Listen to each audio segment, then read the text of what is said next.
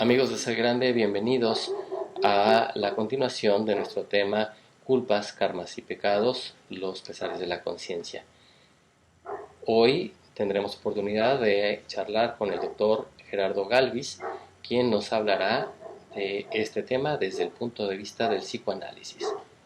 Bienvenido, Gerardo. Muchísimas gracias, Rodolfo, Rodolfo, Araceli y a todo el equipo de Ser Grande. Muchísimas gracias, pues, por la invitación, por haberme permitido compartir con ustedes también. Y muchísimas gracias a todas las personas que están en este momento escuchándonos e interesándose por su bienestar emocional y por su bienestar mental, ¿no? Desde este punto de vista de una edad interesantísima en la cual siguen habiendo muchísimas posibilidades, ¿no?, de alcanzar una existencia plena. Y qué bueno que ustedes entonces estén brindando la posibilidad y la oportunidad a tanta gente de hacerlo realidad. Por eso de verdad que muy agradecido con ustedes y muy contento de estar acá. Quisiera que nos hicieras algunas aclaraciones. La psicología aborda los temas del comportamiento humano desde diferentes enfoques. Estamos muy acostumbrados a hablar de psicoanálisis y pues no es sinónimo. Claro, claro. Sí, sí, Rodolfo, fíjate, vamos a hacer unas precisiones también para que todos estemos al tanto de todo esto, ¿no? En primer lugar, el psicoanálisis es una disciplina más dentro de la psicología. Dentro de la psicología como disciplina general se distinguen una gran cantidad de corrientes, una gran cantidad de vertientes teóricas donde cada una de ellas tiene una especificidad. Entonces podemos hablar del psicoanálisis también, podemos hablar de la psicología humanista, podemos hablar de la psicología positiva, podemos hablar de la gestalt, podemos hablar también de la terapia cognitivo-conductual y así tantas otras. O sea, porque hay bastantes, de hecho hay bastantes y cada una de ellas aborda el ser desde una perspectiva particular. ¿Okay? Entonces, cuando hablamos de psicoanálisis, hablamos de una perspectiva psicológica desarrollada por Freud, por Sigmund Freud a principios del siglo XX, en el cual se aborda la problemática del inconsciente y todo lo que de él surja como un conjunto de elementos que condicionan nuestra existencia, ¿okay? Y cuya repetición marca nuestra acción diaria, nuestro diario acontecer, nuestro ser consciente de cierta manera, ¿no? Eso como muy básicamente. Luego vinieron otras perspectivas también psicoanalíticas que comienzan, la amplían, ¿ok? Y entonces trascienden lo propio de la sexualidad que fue tan presente en Freud e incorporan otros elementos. Por ejemplo, Carl Jung incorpora el elemento del inconsciente colectivo y de los arquetipos también. Luego aparece Lacan e incorpora el elemento del lenguaje y establece que el inconsciente está estructurado como un lenguaje y se expresa justamente a través de ese lenguaje. Y así tantos otros. ¿Okay? Entonces, esa es una precisión importante y los psicólogos nos vamos formando en alguna de estas perspectivas, ¿okay? E inclusive en perspectivas integrativas también, que son perspectivas que pretenden o que buscan inclusive darnos una formación en distintas teorías y corrientes psicológicas para tener la mayor cantidad posible de herramientas dispuestas para el paciente, de modo tal que nos podamos adaptar nosotros los terapeutas al consultante, al cliente o al paciente, y no el paciente a la corriente psicológica. Entonces, bajo la perspectiva integrativa, por ejemplo, tenemos conocimientos de Gestalt, tenemos conocimientos de cognitivo-conductual o de psicoanálisis, y cada una de ellas está puesta al servicio de lo que mejor le convenga y le sirva al paciente. Es una intención de este ciclo conocer no solamente las diversas perspectivas, sino las herramientas que, de las que disponemos para poder vivir sanamente. Hemos visto ya la perspectiva cristiana, particularmente desde el punto de vista católico, y también hemos visto la perspectiva de las tradiciones orientales, hablando desde el punto de vista budista. Pero también nos interesa tener un conocimiento de las perspectivas laicas y más modernas, también, digamos, con un enfoque científico. la psicología se inscribe ahí. Y me gustaría saber cómo es que llega a darse una herramienta, una práctica tan profusa en el mundo actual, cuando relativamente es una práctica nueva. Sí, en principio estuvo muy relacionada con la filosofía, ¿sabes? Muy relacionada con la filosofía. De hecho, van juntas, van de la mano a lo largo de unos cuantos siglos de la historia de Occidente, ¿ok? Hasta el siglo XIX aproximadamente, cuando Wilhelm Wundt, en Alemania, empieza a otorgarle características científicas. ¿Okay? Y las características científicas que le empieza a otorgar Wundt en el siglo XIX en Alemania vinieron desde el estudio de lo neurológico, lo corpóreo, etcétera, desde el punto de vista del método científico, tan propio de la ilustración y del pensamiento positivista, sobre todo del siglo XIX. Ahora que el pensamiento positivista del siglo XIX es un pensamiento muy científico, ¿okay? Que pretendió otorgarle visos de orden, progreso, disciplina, intelectualidad, etcétera, a cada una de las ciencias, despojándola un poco de la filosofía, que también es una ciencia, pero tiene unos matices muy distintos. A partir de ese momento, con los estudios de Wundt, se considera que nace propiamente la psicología como ciencia, ¿okay? Que fíjense, además que etimológicamente significa el estudio del alma, ¿okay? Psique, alma, y es el estudio del alma, y ahí esa relación con la filosofía también, o sea, que pretendía en su momento distinguir, estudiar, desarrollar, identificar los componentes de la esencia humana, de la existencia, del alma, etcétera, etcétera, ¿no? Bueno, a partir de Wundt, finales del siglo XIX, ya mediados del siglo XIX, comienza por completo el desarrollo de la psicología como ciencia. Tiene un repunte muy importante con los estudios freudianos, ¿okay? Con Freud, que además irrumpe la escena post-victoriana de un modo increíble. Además, lo que hace Freud con sus estudios sobre la histeria, la interpretación de los sueños, o lo que en psicoanálisis se llama técnicamente como las tópicas de Freud, es decir, los puntos en los que Freud centró sus estudios. Y a partir de ahí comienza, y sí, ciertamente, a partir de ahí comienza todo el desarrollo posterior, ¿no? Las distintas otras terapias que surgieron desde la perspectiva psicoanalítica, que se fueron ampliando. Entonces aparece un Rogers en los Estados Unidos y dice: el desarrollo humano tiene que ver con el alcance de objetivos y metas. Okay, aparece Maslow con su famosa pirámide y dice: la autorrealización se alcanza cuando ya se han logrado satisfacer las necesidades, desde las fisiológicas hasta las de seguridad, y así sucesivamente, ¿no? Aparece el humanismo, etc. Entonces sí, y se incorpora además una visión muy científica, ¿okay? Para efectivamente ir comprobando cada una de las hipótesis que se iban planteando. Y ese es un gran tema de pugna entre distintas corrientes dentro de la psicología con el psicoanálisis, a quien le reconocen que no tiene un rigor científico, ¿okay? Y eso ha sido de bastante pugna. Porque sí, porque se establece que el inconsciente, que no está completamente determinado, si el inconsciente existe, dónde está el inconsciente, cómo se manifiesta, y así sucesivamente, ¿no? Al contrario de los conductistas, por ejemplo, que dicen: la conducta humana es observable y es medible, y eso es ciencia.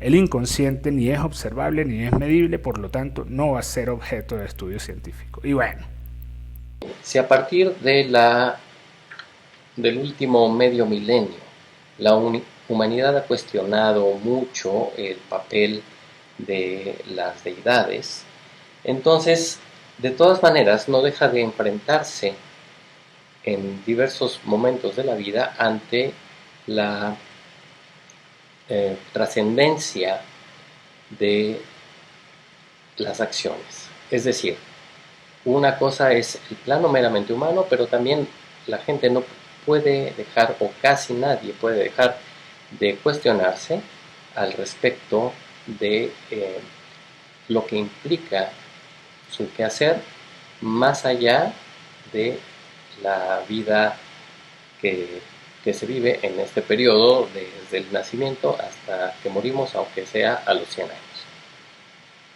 Pues Rodolfo, una primera consideración es que somos lenguaje,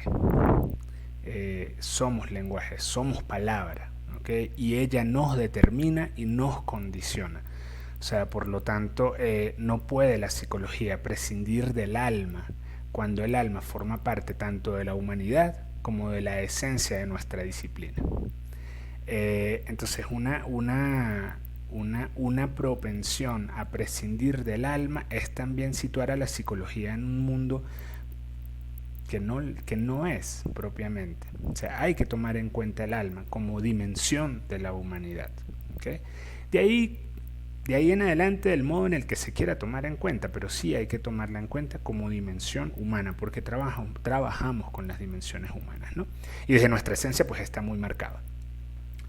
Luego, entonces fíjate qué interesante, porque claro, tenemos acá una perspectiva cristiana que considera el pecado como falta u ofensa a Dios. ¿Okay? Luego tenemos, como bien lo decías, una perspectiva budista oriental que considera al pecado como una acción, ¿okay? que generará una posibilidad de resarcimiento en futuras ocasiones.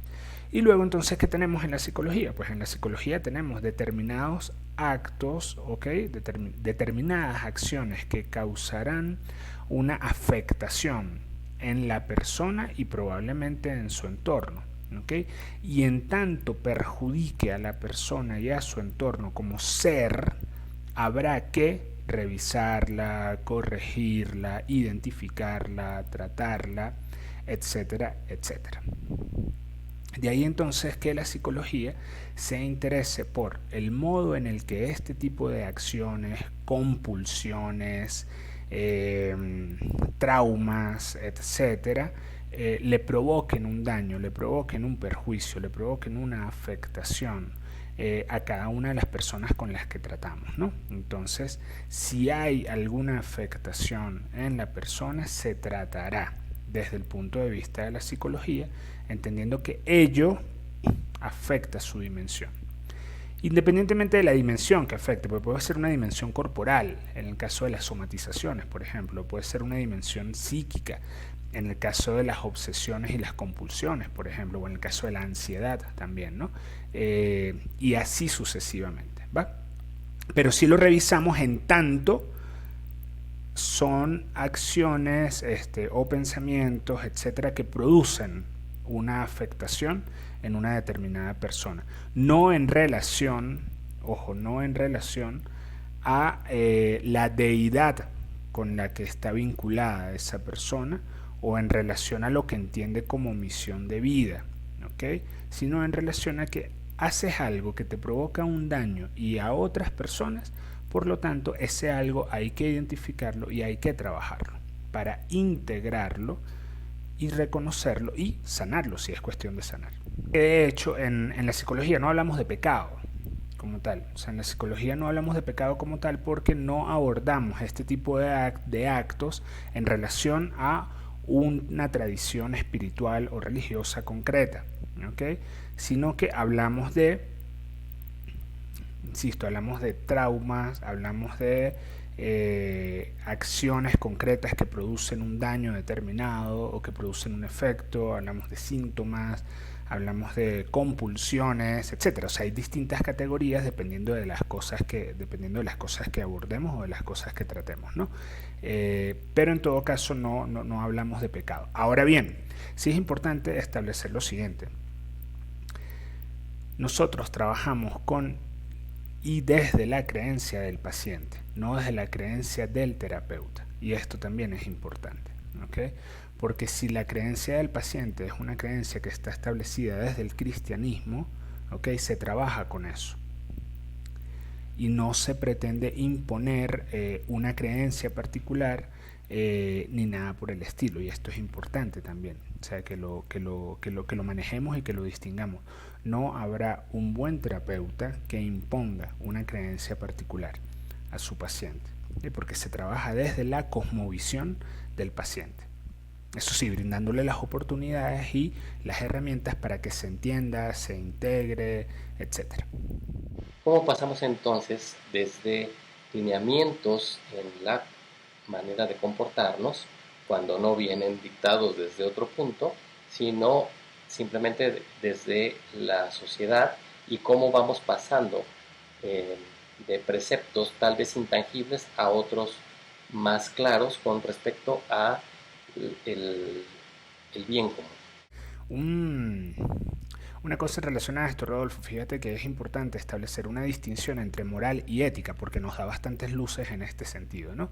Digamos, la moral son una serie de costumbres, ¿ok? Y las costumbres son una serie de normas establecidas en relación con otras personas, ¿va?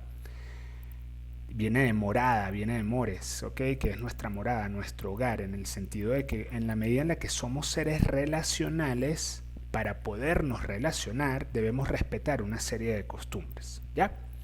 Y entonces la ética es el estudio científico de estas costumbres, que también es importante porque nos da luces en este sentido. ¿Qué sucede? Cada sociedad tiene una moral determinada, que luego va siendo aterrizada desde el estudio ético de esa moral. Y en el caso nuestro, en el caso de nosotros, en el desarrollo, comienza en la infancia tardía, cuando los procesos de socialización se van gestando y se van transmitiendo entonces los conceptos de bueno o malo en función de nuestra relacionalidad. ¿Okay? De ahí entonces que hasta ese momento no tengamos una distinción de lo bueno y lo malo, y sea un acto instintivo el lanzar el helado, o sea un acto reflejo tal vez, que se convierte en un acto, digamos, reprochable cuando aparece el agente socializador, llámese papá, mamá, abuelos, abuelas, hermanos o maestro, maestra también, a decir que eso no se hace, porque causa un daño en la otra persona con la cual nos estamos relacionando. Y ahí entonces comienza el proceso justamente de incorporación de las categorías morales estudiadas por la ética en nosotros como seres humanos. Y ojo, que entonces se pueden convertir justamente también en un agente psicoanalíticamente castrante, ¿ok? Pero también en otras perspectivas, en un agente que impide el proceso de individuación, o que impide un proceso de, digamos, de relacionamiento mucho más libre, mucho más sano, etc. Porque claro, siempre va a haber la tensión entre lo social y lo individual.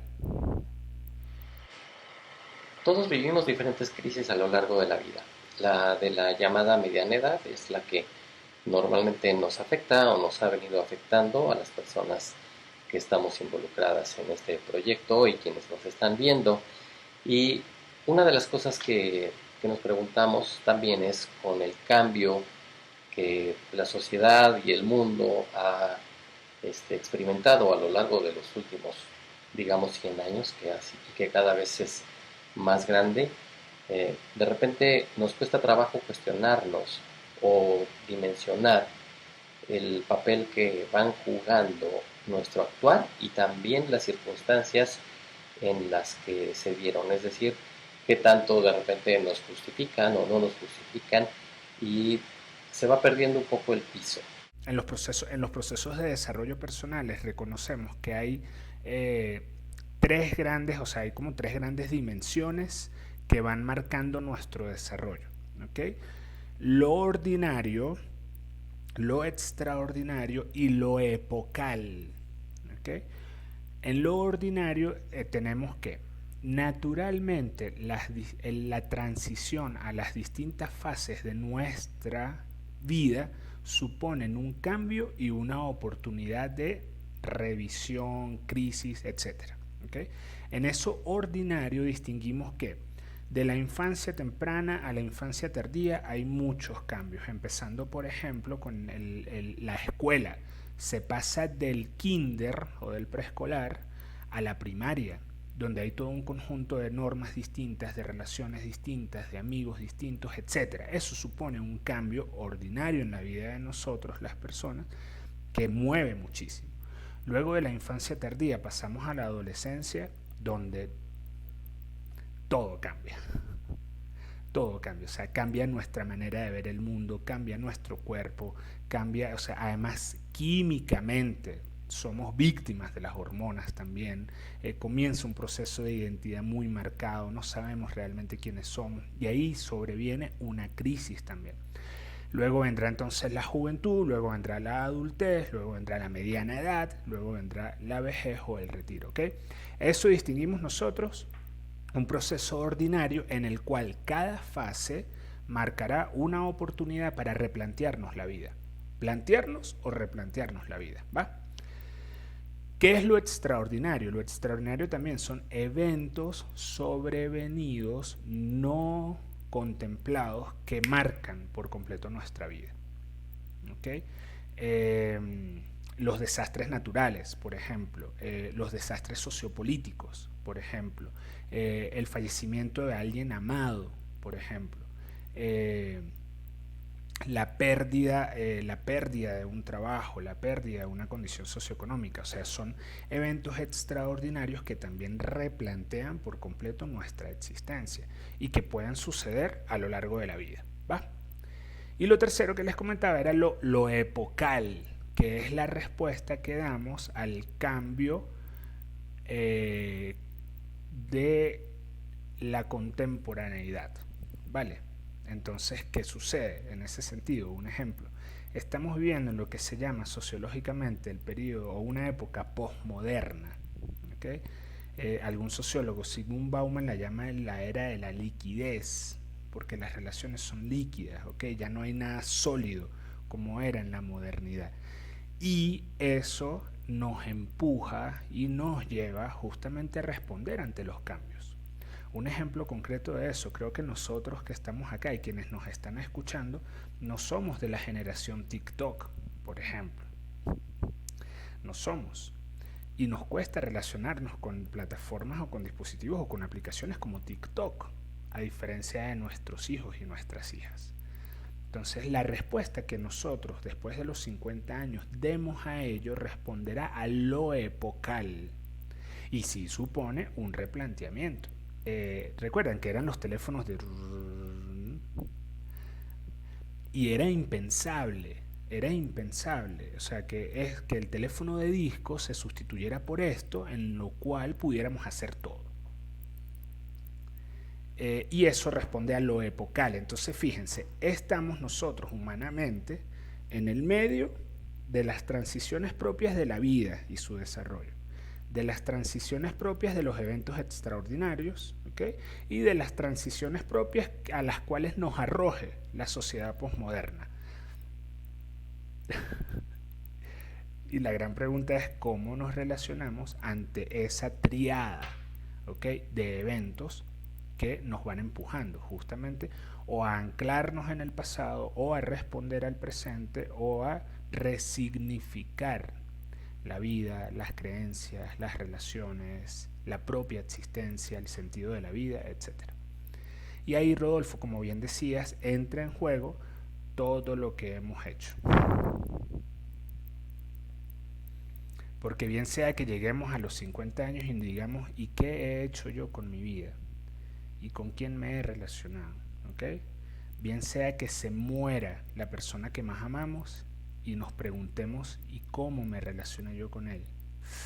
¿Y cómo fui? ¿Y qué le dije? ¿Qué no le dije? ¿Qué hice? Etcétera. O puede ser que en algún momento la sociedad cambie de tal manera, pues los cambios ya no son como la generación moderna de 50, 60 años, sino que se gestan en un quinquenio, por ejemplo. Y eso también nos lleva a decir, bueno, ¿y yo qué voy a hacer con eso? Desde donde he sido. Y ahí está la respuesta que podemos dar. Y que distintas alternativas nos brindan herramientas. Bien sea el cristianismo, bien sean las meditaciones, las perspectivas orientales, bien sea la psicología con sus distintas corrientes, y así sucesivamente. La vida sana y armónica nuestra responde al equilibrio entre lo biopsicosocial y espiritual también que somos. ¿Okay? Somos seres biopsicosociales espirituales. Y una vida sana, una vida integrada, una vida equilibrada es aquella en la cual lo biológico está atendido. ¿Okay? Lo social está atendido también. Lo psicológico y lo espiritual. ¿Va? Vamos a aterrizar eso, o sea, vamos a poner ejemplos. Si sentimos un dolor en el corazón, vamos al cardiólogo. ¿Okay? Y descubriremos la arritmia, descubriremos la presión, descubriremos lo que tengamos que descubrir y lo atendemos. ¿Ya? Si descubrimos que cada noche nos cuesta dormir o nos levantamos a las 3 de la mañana pensando y generamos muchísimos pensamientos catastróficos, etc., eso lo podemos relacionar con un trastorno de ansiedad, es mental, tiene que ver con lo psicológico y lo atendemos. ¿Ya? En tercer lugar, si, como tú decías, nos relacionamos desde la agresión, bien sea pasivo o bien sea muy activa, ¿ok? Pero si es desde la agresión, o si es desde la manipulación, o si es desde el narcisismo, nos causamos un perjuicio a nosotros como persona, pero también a nuestro entorno. Y entonces eso social lo atendemos. Y finalmente, si es una persona que tiene una espiritualidad desarrollada y siente que no está actuando conforme al plan de Dios para sí, o de la vida para sí mismo, también se atiende.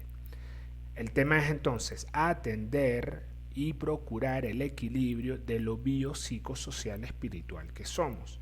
Pero para ello debemos adquirir un grado de conciencia. ¿Okay?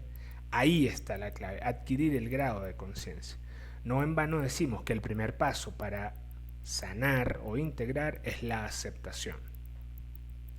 La aceptación de aquella condición que no me deja ser una persona integrada. En clave de lo que les acabo de decir, ¿cómo sería? Bueno, la aceptación de que estoy teniendo un dolor en el corazón que no me está dejando respirar y que debo atender con el cardiólogo. ¿Ya? La aceptación de que el modo que tengo de relacionarme le causa un daño a mis nietos o a mis hijos o a mi pareja y debe justamente atenderse. La aceptación de que no puedo dormir y de que no es normal que no pueda dormir. ¿Okay? Entonces ese nivel de conciencia abre la puerta a dar el paso para que sea atendido y procurar ciertamente el equilibrio entre lo bio, psicosocial, espiritual que somos. ¿Ya? Y ahí entonces vendrá luego una siguiente fase que es ¿desde dónde? Entonces ese desde dónde puede ser atendido por el director espiritual, puede ser atendido por el coach, puede ser atendido por el terapeuta, independientemente de su corriente, o sea, puede ser entendido por el lama con el cual medites y platiques, etc. ¿Okay? Porque ahí sí ya vendrá, se desplegará el ámbito, la cosmovisión de cada persona. ¿Sí? Pero entonces fíjate, Rodolfo, para resumir, un nivel de conciencia que permita estar atentos sobre nosotros, ¿okay? Y reconocer aquellos elementos que afecten el equilibrio entre lo bio, psico, social, espiritual. Pueden alcanzarlo las personas en un proceso de conciencia o también se puede alcanzar en un proceso en el cual te lo hagan ver. ¿Okay? Y eso también dependerá de los grados de conciencia de cada quien. Pero lo importante es que si tienes ese nivel de conciencia, lo atiendas, busques cómo, y ahí en adelante se desarrollará una vida más plena, una vida más integrada y más equilibrada. Y mira, algo en lo cual insistimos muchísimo nosotros, en la responsabilidad. ¿Okay? Esta palabra es muy importante, y es importante y a la vez muy temida, ¿ya? Y es una palabra que merece ser completamente desarrollada. Etimológicamente viene de responsabilitas y es la habilidad para dar respuesta y capacidad para dar respuesta. ¿De qué, amigos de Ser Grande? De aquello que ustedes puedan dar respuesta. Es decir, de aquello que les corresponda. Y eso es muy importante en los procesos de individuación y de equilibrio entre lo bio, psicosocial y espiritual. Bueno, definitivamente una de las cosas más difíciles para todo el mundo es observarse a sí mismo y, y después de ahí el paso a tomar responsabilidad. ¿Qué decir a las personas que en uno o en otro aspecto dicen, bueno, yo así crecí, así soy y no puedo hacer esto? Y no porque a veces no solamente no quieran cambiar, sino que les cuesta trabajo, están trabadas, y se atormentan con ellos mismos. Teóricamente lo primero que hay que reconocer es que todo lo que se aprende se puede desaprender. ¿Okay? Y trabajamos muchísimo con el así soy, porque a veces el así soy es la repetición de los modos en que te dijeron que debías ser. ¿Okay? Y ese es un primer ámbito que atendemos. ¿Realmente así eres? Seguro. Cuéntame, ¿cómo ha sido a lo largo de tu vida? ¿Y de dónde viene ese así soy? ¿Y quién te dijo que te debías relacionar de tal manera? ¿Sí? Y así sucesivamente, para ir deconstruyendo cada uno de los ámbitos o capas que nos conforman. Porque muchas veces esas capas no son producto de tu existencia, sino de aquello que te han dicho. Que te lo han dicho personas muy significativas que te condicionaron por completo. ¿Okay? Un claro ejemplo, fíjense. En el pensamiento patriarcal, a los hombres nos invitaron, o mejor dicho, nos dieron el mandato de que no debíamos expresar nuestros sentimientos, nuestras emociones. ¿Okay? Porque llorar no era de hombres, decían. ¿Vale? Así somos realmente. Yo le preguntaría a todas las personas que nos están escuchando en este momento, o sea, si realmente no lloramos, si realmente no nos conmueve la pérdida de alguien, si realmente no nos conmueve el dolor de la persona que más amamos, respóndanlo, o sea, respóndanlo ustedes ahí en 5 segundos y se encontrarán con que sí nos conmueve, pero nos dijeron que no lloramos. Y lo primero que debemos trabajar es justamente el reconocimiento de que ese así somos muchas veces es el fruto de un proceso de crianza o de socialización. Y entonces vamos quitando las capas, vamos deconstruyendo. Entonces vamos a ver, bueno, así somos, ¿qué significa eso? ¿En qué ámbitos de la vida tú eres así? Explícame.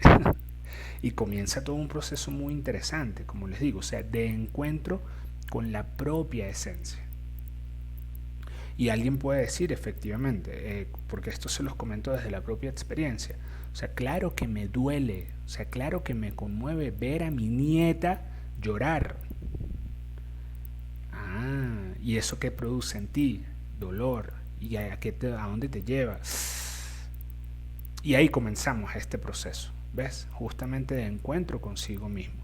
Porque insistimos, muchas veces el así somos no es propio de ti, sino desde un proceso de crianza o socialización. ¿Ya? Y además, también es un mecanismo de defensa. También es un mecanismo de defensa. Pero es más fácil decir que así soy a reconocer que algo en mí está fallando y está provocando una molestia tanto en mí como en las demás personas. Y por lo tanto es mejor o más fácil o más cómodo defenderse y decir es que yo soy así. Decirle, no, señores, somos seres en constante evolución, lo único permanente es el cambio y el modo en el que así hemos sido puede cambiar. Si nos observamos y después vamos deconstruyendo las cosas que nos afectan a nosotros en lo personal y al entorno en el que vivimos, ¿con qué nos quedamos? Haciéndonos conscientes, Rodolfo, porque fíjate que decías de que no somos conscientes, o sea, de que no sabemos realmente, ¿no? ¿Quiénes somos? ¿Cuál es nuestra esencia? ¿De dónde viene esto en primer lugar? Y en segundo lugar, se asume como normal.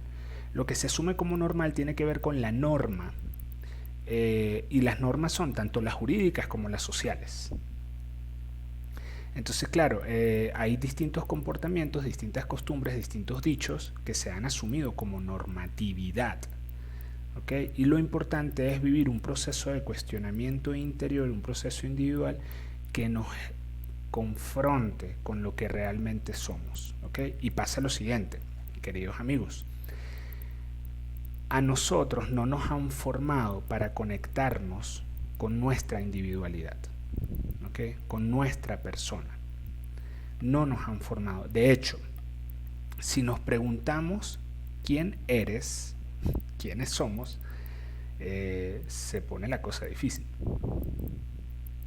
Y esta pregunta hecha en distintos ámbitos, por ejemplo, es muy difícil de responder, porque en la escuela nunca nos enseñaron a responder quiénes somos. O sea, en la escuela nos enseñaron los personajes célebres, en la escuela nos enseñaron las fechas importantes, en la escuela nos enseñaron distintas fórmulas matemáticas o físicas o químicas, qué sé yo, pero nunca nos dieron educación emocional, nunca nos dieron educación en clave antropológica existencial. Entonces es muy interesante, porque les digo, en procesos educativos uno pregunta, ¿y tú quién eres? Y lo primero que sobreviene es una parálisis. Es una cuestión de segundo y bueno, ¿y yo quién soy? Y entonces ya ustedes pueden hacer el experimento en sus casas si quieren. Le pueden decir a alguien, ¿tú quién eres? Y ese alguien primero se quedará paralizado y segundo empezará a responder desde aquello que ha hecho o hace. Soy médico. Ok, pero yo te pregunté quién eres, no tu profesión. Ah, ok. Soy abuelo. Ya va, yo te pregunté quién eres. O sea, no la condición paterno-filial que tienes con alguien. Soy hombre. Ya va, yo te pregunté quién eres, no tu género o tu sexo. Y comenzará todo este proceso porque efectivamente no nos han formado para reconocer nuestra existencia, nuestra esencia. Entonces, ¿quién eres? Bueno, eres la resultante de un cúmulo de experiencias a lo largo de tu vida que han generado un efecto en ti, ¿ok? Que han producido algo en ti y que es importante que reconozcas para que entonces puedas responder realmente quién eres. Y eres tanto papá, eres tanto mamá, eres tanto profesionista, etcétera, pero mucho más que eso. Entonces, ¿qué pasa, Rodolfo? ¿Dónde está la mayor dificultad de esto? Que es vamos encaminados a romper con algo que está enraizado muchas veces. ¿Ok? Entonces, utilicemos el símil de un río. El río es tanto el agua que fluye como el lecho rocoso que le da una base al cauce del río. O sea, repito, el río es tanto el agua que fluye, que se transforma en cada centímetro, porque no es la misma el agua de arriba, de la cabecera, al agua de la desembocadura, ¿ok? Que además tiene un sustento rocoso, sólido, en el cauce que le da forma. ¿Ya? ¿Cómo se traduce eso en nosotros, los seres humanos? Bueno, hay cosas que cambian y hay cosas que permanecen. ¿Qué permanece en ti? Esa es una muy buena pregunta en procesos de individuación y de autoconocimiento. Alguien dirá, el amor por mi familia. Por ejemplo, eso le da forma, base, sustento sólido, rocoso al agua que fluye. Pero es un amor sólido que se transforma en la medida en la que sé que mis seres amados no son míos y tienen derecho a desarrollar su propia vida, por ejemplo. ¿Ves? Y el amor que es libre permite reconocerlo. Eso es un ejemplo muy concreto de esto que les estoy diciendo. Entonces, ¿a dónde vamos? Bueno, al hecho de reconocer aquello que sí se transforma, que sí se mueve, que sí es fluido, ¿ok? En sintonía con aquello que no, que se convierte en un leitmotiv, que se convierte en un sentido de vida, ¿ok? Hay gente que lo encuentra, insisto, en la solidaridad, en la creatividad, en la generosidad, el amor por la familia, etcétera, etcétera. Es un gran reto.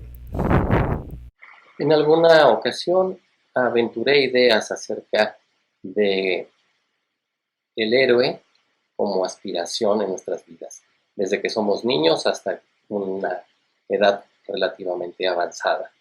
Y después como cómo vamos pasando desde el identificarnos muy directamente hasta que lo vamos dejando todo en unas personas ajenas, en terceros. Pero, ¿qué pervive de este héroe? Una vez que nos vamos conociendo, ¿cómo podemos seguirnos identificando y aferrando o tomando con cuidado y cultivando esas características humanas a las cuales queremos seguir aspirando y construyendo en nuestra vida? Esto que estás platicando me parece muy interesante también, porque nos confronta justamente con ese propio concepto que tenemos de heroísmo, ¿no? Eh, para quienes nos están escuchando, hay una pregunta muy bonita, que es la siguiente: ¿qué maestro o qué maestra recuerdan de su infancia? Estoy dando unos segundos para que lo piensen, ¿ok? Mm, Cada vez que nosotros hacemos esta pregunta nos encontramos con lo siguiente: se recuerda a aquellas personas significativas que sembraron algo en nosotros. Yo recuerdo con mucho cariño a mi profesora de cuarto grado que me enseñó a dividir, porque de verdad que me costaba mucho y me cuestan mucho los números, como buen humanista dedicado a las letras. Eh, y la recuerdo con mucho cariño por la paciencia que tuvo. Esa señora para mí es una heroína, la profesora Matilde. Y esto lo comento porque cuando nos hacemos la pregunta, recordamos a aquellas personas significativas y no recordamos al santo, que pudo haber sido el héroe de muchas de las personas de esta generación que nos está escuchando. ¿Y qué quiere decir eso? El heroísmo está puesto en la cotidianidad.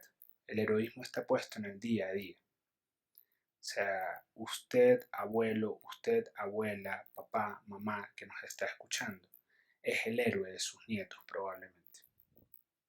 Y lo es porque los puede alzar y les permite ver el mundo desde mucho más arriba de lo que lo ven desde sus 1,40 de estatura. Y ese acto cotidiano queda tan marcado en nosotros que es significativo y se recuerda por siempre. Entonces, ¿qué pasa? Solemos buscar el heroísmo en los grandes eventos y acciones cotidianas, etc. Y ojo, es cierto, pero eso es un movimiento temporal que nos marca y ya.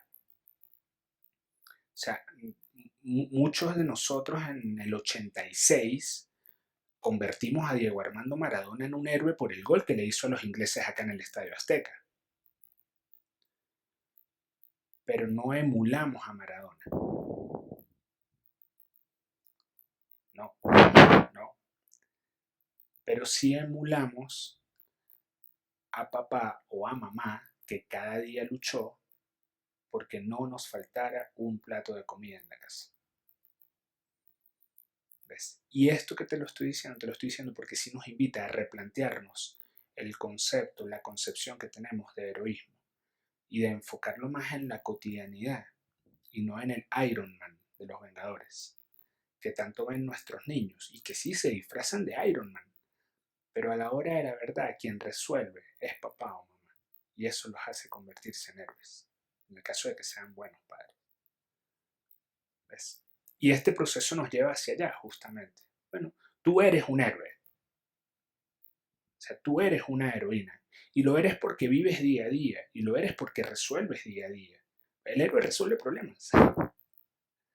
¿Y cómo vivimos nosotros? Resolviendo problemas. Eso nos convierte en héroes también. Y qué bonito es que podamos mirarnos, ¿ok?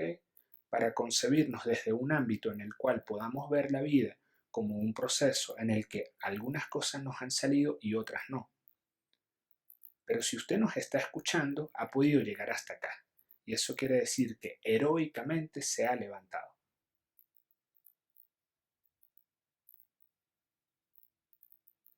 Bien, si tomamos el toro por los cuernos, hacemos conciencia y queremos ser responsables de nuestros actos, ¿cómo lo podemos hacer sanamente? ¿Cómo eh, poder dejar atrás las cosas que aún nos pesan y seguir adelante.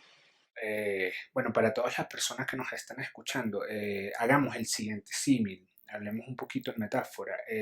La vida es un libro, o sea, la vida es un libro de la cual nosotros somos los autores. A veces hay cosas que sobrevienen sobre las cuales no tenemos control y a veces hay unas sobre las que sí. ¿Ok? Usted en este momento puede estar en la página 55 del libro o puede estar en la página 62. ¿Ok? Si usted revisa, se han escrito 62 páginas. Esas páginas no han sido ni buenas ni malas. Esas páginas son parte de su historia. Y si usted se queda en la página 51 o en la página 42 o en la página 39, no podrá escribir la que le corresponde al día de mañana, que es la 63, por ejemplo. Y la gran invitación es a que usted reconozca que la vida no es ni buena ni mala, es, y que su historia es válida, es importante, y que usted sí podrá hacerse responsable de las siguientes páginas que restan por escribir. No escriba el resto de la historia de su vida, no escriba el resto del libro desde aquello que sucedió y que pueda ser, dependiendo del punto de vista, bueno o malo. Escríbalo desde la parte de su historia,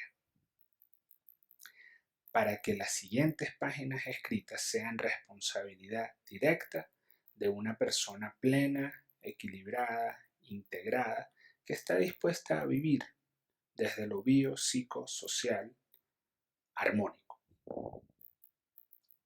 Por ello, entonces, qué importante es que reconozca que la vida es, y que es especial porque es suya, no es de nadie más, es suya. En la página 55 o en la página 73, ¿ok? Pero es suya y es responsabilidad suya y de nadie más el escribir las que siguen. No le pongas un filtro de bueno o malo a las páginas que siguen. Que el filtro sea una vida plena, ¿ok?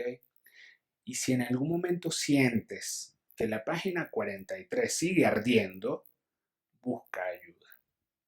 Si en algún momento sientes que no puedes pasar la página 14, plena adolescencia, habla con un sacerdote de confianza, habla con un terapeuta, medita también y resignifica eso que crees que es bueno o malo, que simplemente es, para que puedas entrarle de lleno al resto del libro que falta por escribir. Sí. Doctor Gerardo Galvis, a nombre de mi equipo, de mí mismo y seguramente de muchas de las personas que nos están viendo, agradezco tu tiempo, tus comentarios y espero verte nuevamente en Ser Grande. Gracias Rodolfo, gracias Araceli, gracias a todo el equipo de Ser Grande y gracias a ustedes que han llegado hasta acá y que han compartido con nosotros este buen rato de reflexión y esta invitación que les hacemos también a una vida plena, a una vida integrada, a una vida conformada por el ser grande. De eso se trata. Bien, esta fue nuestra tercera entrega para el ciclo Culpas, Karmas y Pecados, los pesares de la conciencia. Esperemos que les haya resultado interesante. Nos gustará mucho conocer sus comentarios. Por favor, escríbanos y nos vemos nuevamente pronto